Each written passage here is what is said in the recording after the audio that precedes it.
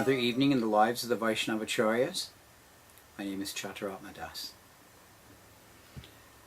Last week we had the great opportunity to speak about Sanatana Gosvami.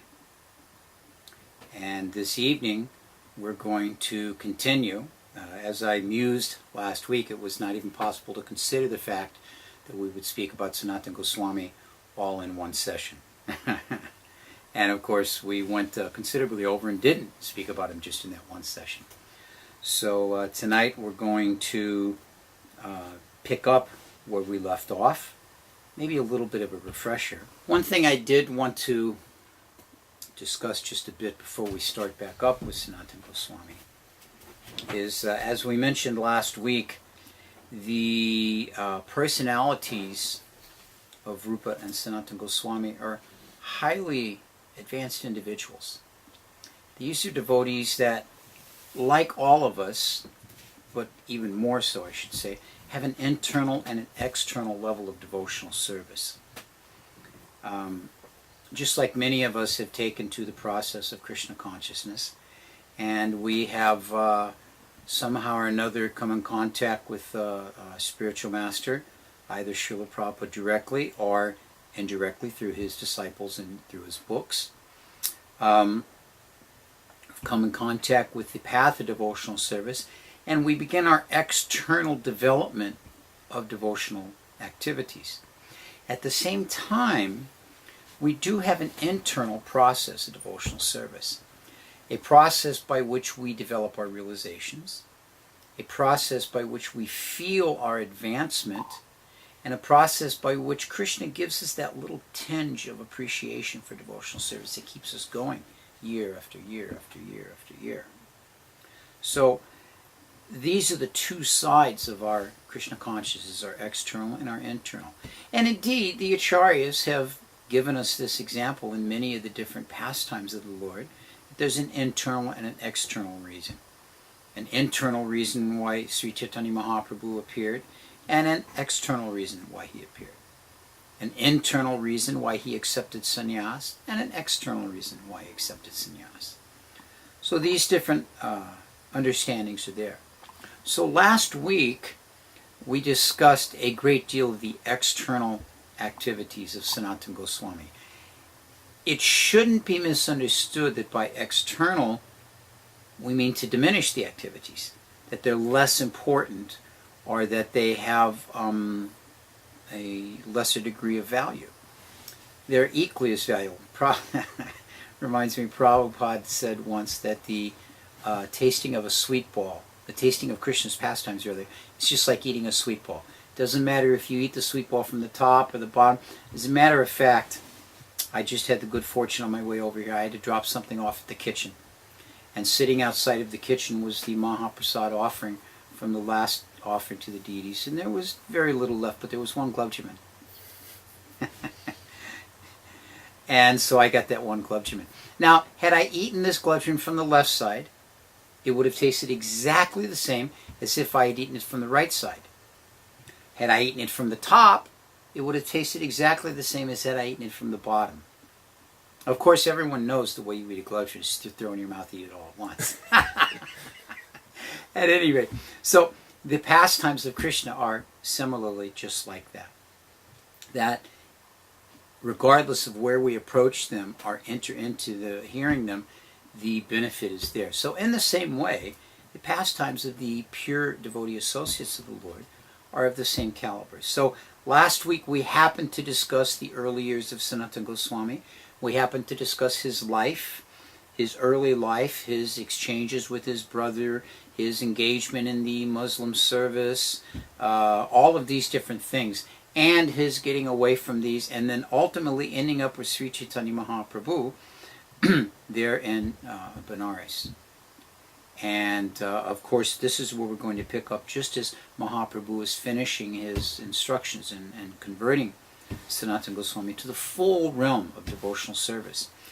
Many of the pastimes we will discuss today involve the more internal mood of Sanatana Gosvami. That is, they revolve more around his relationship with Krishna, his relationship with Srimati Radharani, his relationship with Vrindavan on the highest of spiritual levels. It's a very important thing as we progress in devotional service that we not falsely try to place ourselves on a level we're not. 99.9% of us were from the conditioned state and are just purifying ourselves and coming through. There are those rare few devotees who are of the highest caliber and have come to assist the Lord in his pastimes. And therefore their activities have a completely different quality than ours. So the activities we will hear today of Sanatana Goswami are indeed quite charming. They're indeed very, very sweet. But we should not misunderstand that these are activities we can also take up. We'll see how Sanatana Goswami talks one-on-one with his deity.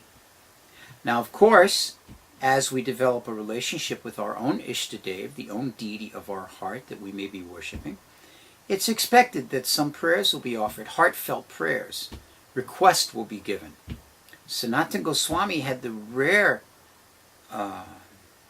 distinction that when he would speak with the deity would speak right back to him.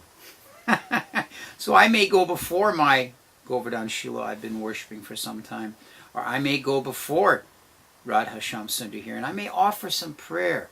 I may beg for them to assist me in my service, but they're not going to answer me back. They're going to answer me in the devotional way of facilitating my service. They're going to answer me by giving me confirmation within my heart. They're not going to speak to me. Or at least let me just put it this way. If they are, I'm not purified enough to hear it. So I say all of this because, as I point out, the pastimes we'll be speaking about with Sanatana Goswami today are from this realm of devotional service. Not from the realm of him inquiring from Mahaprabhu, how do I advance spiritually? What is my real purpose? These were the activities that we spoke about last week. The famous Kayami. The famous Kayami verse from Chaitanya Charitamrita. Who am I? What is my position? This is the level of approaching devotional service that Sanatana Goswami mentions. Now, this is not to say that he then became very proud of himself and Krishna talked to him and everything was fine. He still maintained that principle of humility. We spoke about this last week, how Chaitanya Mahaprabhu himself said that through Sanatana Rupa I will manifest the quality of humility. So that quality of humility still manifests itself, but just in a different method. So we finished last week with Sanatana Goswami residing in Varanasi, Benares, and with the Lord instructing him. And then at that time, with him beginning the process of getting detailed pastimes, detailed instructions from Sri Chaitanya Mahaprabhu. I mentioned that when we closed off that the Bhagavatam was explained to Sarvabhauma Bhattacharya by the Lord in 18 different methods, different styles, different ways. And so Sanatana requested, my dear Lord, you please explain those 18 to me. Chaitanya Mahaprabhu went a step further, he explained it in 61 different ways. So, very, very nice like that. So, in this way, the instruction of the Lord to Sanatana Goswami continued on. While staying there in Benares, Sri Chaitanya Mahaprabhu, of course, converted Prakasananda Saraswati, the chief of the Mayavadi, of the impersonal sannyasis, converted him to the Vaishnava path. And so in this way, these different activities were taking place. Excuse me. So, Sri Chaitanya Mahaprabhu then completed his instructions to Sanatana, very, very thorough instructions, and sent Sanatana, now you go to Vrindavan. Remember, this is what he was instructed to do by Rupa Goswami. He received, well, ultimately he was instructed by Chaitanya Mahaprabhu in his youth. You remember he had that dream, and the dream was the same dream that Rupa Goswami had the same night, and they confirmed the next morning, yes, this beautiful mendicant appeared before me and told me, do not worry, I shall soon deliver you, and you'll go to Vrindavan and accomplish great service for me. So very nice like that. So, in this way, Sri Chaitanya Mahaprabhu finished his instruction to Sanatana and said, okay, now you go to Vrindavan. So Sanatana left to go to Vrindavan. And Sri Chaitanya Mahaprabhu then returned to Puri. Of course, Mahaprabhu took the less frequented path. What's that famous writer, American, The Path Less Traveled?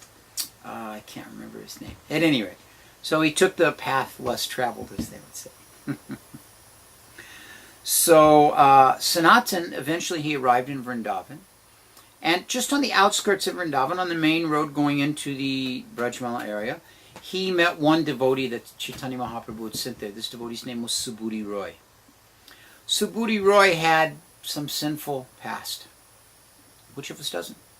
Who of us doesn't have a sinful past? But Mahaprabhu delivered Subhuti Roy and specifically instructed him, you go live in Vrindavan. And so while living there, Subhuti Roy supported himself by collecting firewood and selling it to the pilgrims. Now, of course, how much money can you make selling firewood? I remember when I lived in New York City. Of course, you know, in New York City, all the buildings are heated. There's no need for living by heating yourself, warming yourself with a fire. But it was a very nice mood to have a fireplace in your home and be able to have fire. But of course, where are you going to get the wood? In the middle of New York City, you can't just go to, you know, Central Park and chop down a tree and drag it home. So they would sell these bundles of firewood at the grocery store, and they were so ridiculously priced. And people would pay because, oh, just the atmosphere of being able to burn firewood in your home in a fireplace. And we did it a couple of times. But at any rate, so in this way, Subhuti Roy supported himself, making a very meager living. But there's one very, very essential lesson to be learned from Subhuti Roy's life. Whatever he made, he would use that in the service of the Vaishnavas. So this is a very, very nice point because, I mean, barely able to make a living. But whatever Vaishnavas would come to Braj, he would provide for them. Give them some place, you know, provide them with some food like this, something to eat. So this is a very, very important lesson to us. We should never think, oh, I have too little to give to Krishna. I'm not making enough. When I make a bigger salary, when my economic situation changes, when my material facilities increase, then I will give to Krishna. Krishna will not let any of those things happen if we don't give to him first. Our first obligation is to give to Krishna because everything's coming from Krishna. Srila Prabhupada said if we don't give to Krishna, then we are like a thief that we have taken. So Subhuti Roy was living like this, very, very simply. So he took Sanatana Gosvami in. He and one other Brahmin from the area, they took Sanatana around to all the different 12 forests of Vrindavan. And he was inquiring, where is Rupa? Where is, who was with Rupa? Anupam, Rupa and Anupam, excuse me. Because remember, Rupa and Anupam had escaped the service of the Muslim Shah. And that's when Sanatana got thrown in jail. So they had gone to Vrindavan. They had been there for some time. So Sanatana finally went to Vrindavan and joined them. And Subhuti told me, oh, they've returned to Puri to see Sri Chaitanya Mahaprabhu for the Rath Yatra. So this way, very... Now, we'll cut into the story just a bit to Rupa Goswami. And Rupa has traveled this distance. Unfortunately, Rupa arrived in Bengal a little bit too late to get the group of devotees. Now, some of you may remember, Bluegrass, you've been with us several weeks. Kivan, you've been with us several weeks. You may remember that the devotee that arranged for the travel from Bengal to Puri was Shivananda Sain. We spoke about him a couple of weeks ago. Shivananda Sain arranged this. So Rupa arrived in Bengal just a little bit after Shivananda Sain had gone with the devotees.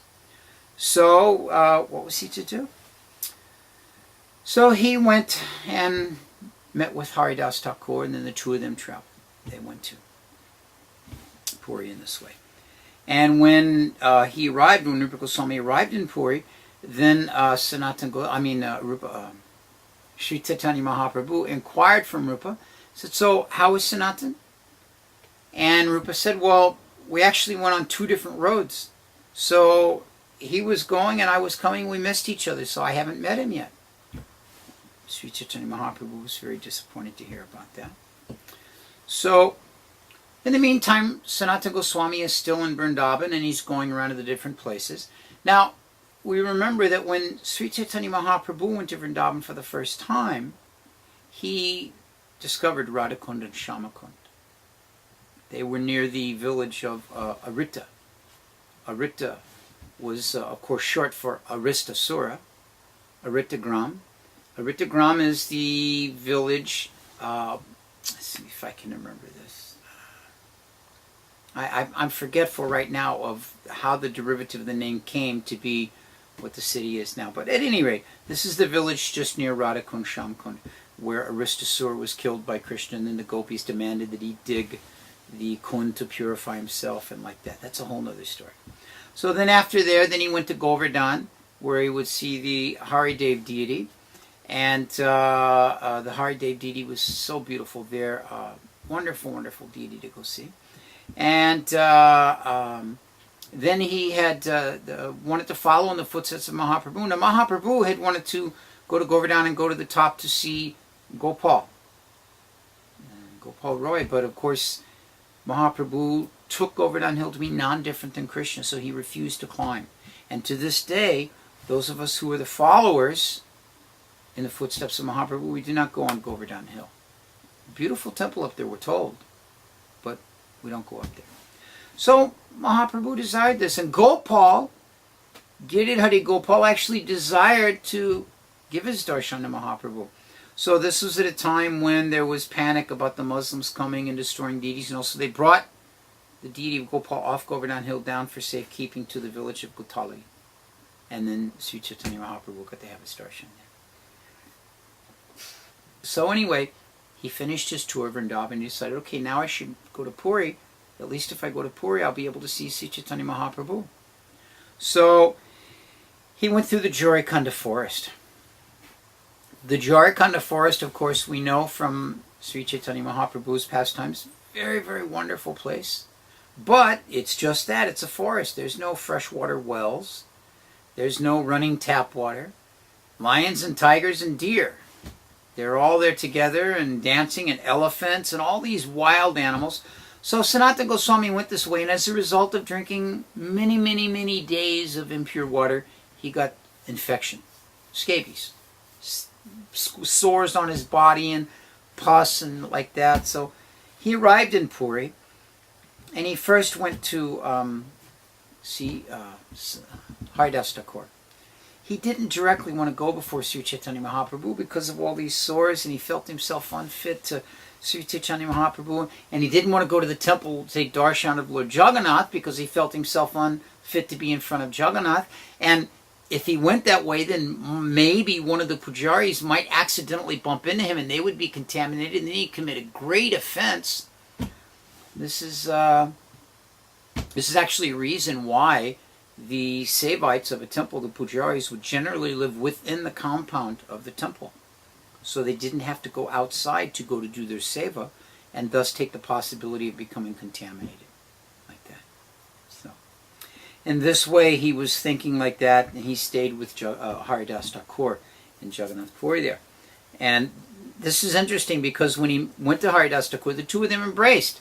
Now, he didn't want to have association with Jagannath or the pujaris or Mahaprabhu because they might touch him.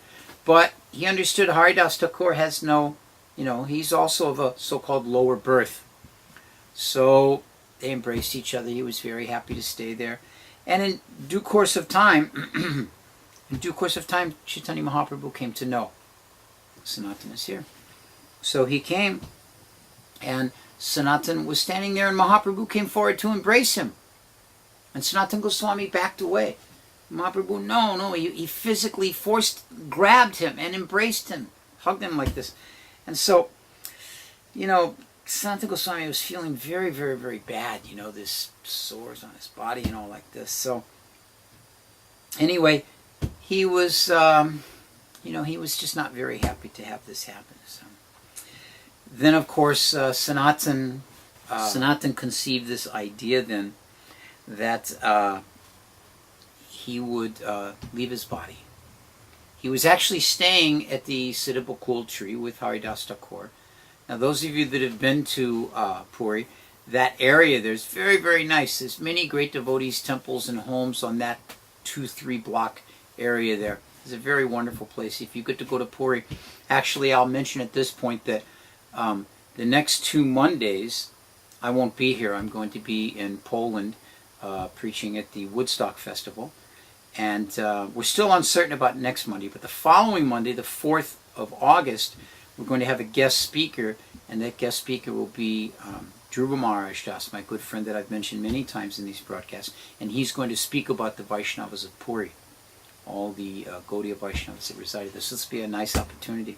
But at any rate, so in this place there, Mahaprabhu came, and he came to know that Sanatana was thinking that I'm going to commit suicide. I should throw myself underneath the cart of Lord Jagannath. This would be a suitable end for me.